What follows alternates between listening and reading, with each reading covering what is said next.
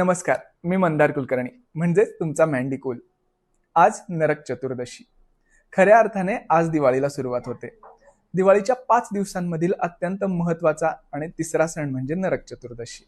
या दिवशी अभ्यंग स्नान आणि किरीट फोडण्याला महत्त्व आहे। या सणाचीही एक कथा प्रचलित आहे। प्राचीन काळात नरकासूर नावाच्या एका अत्यंत क्रूर आणि शक्तिशाली राक्षसाने देव, ऋषी आणि सर्वसामान्य लोकांना आपल्या शक्तीच्या जोरावर खूप त्रास दिला। 16,000 कन्यांना बंदी करून ठेवलं, स्त्रियांचा छळ केला। त्याच्या अत्याचाराला कंटाळून लोकांनी श्रीकृष्णाला शरण आले आणि त्यांच्यापासून मुक्तता मिळण्यासाठी याचना केली।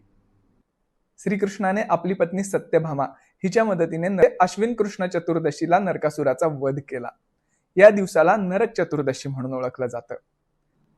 नरकासुराचा वध करून परतल्यानंतर श्रीकृष्णाच्या शरीराला त्याच्या रक्ताचे आणि घामाचे डाग लागले होते। हे डाग घालवण्यासाठी श्रीकृष्णाला तेल आणि उटणं लावून अभ्यंग स्नान घालण्यात आलं।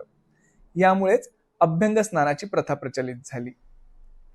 हे स्नान नरक चतुर्दशी दिवशी पहाटे केलं जातं, म्हणून याला अभ्यंग स्नान म्हणतात।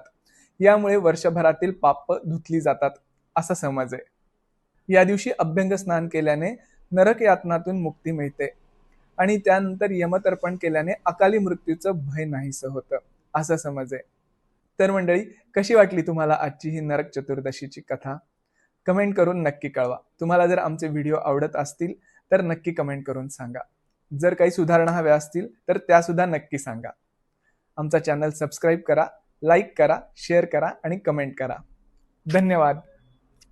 मंडळी, आपण जिथे शूट करतोय हा आहे स्मिताताई रणवडे यांचा धागा वर्ल्ड स्टुडिओ। इथे बनारसी, पैठणी आणि खण यांचे क्लचेस, पर्सेस आणि साड्यांचं भरपूर कलेक्शन आहे। तेव्हा एकदा नक्की भेट द्या।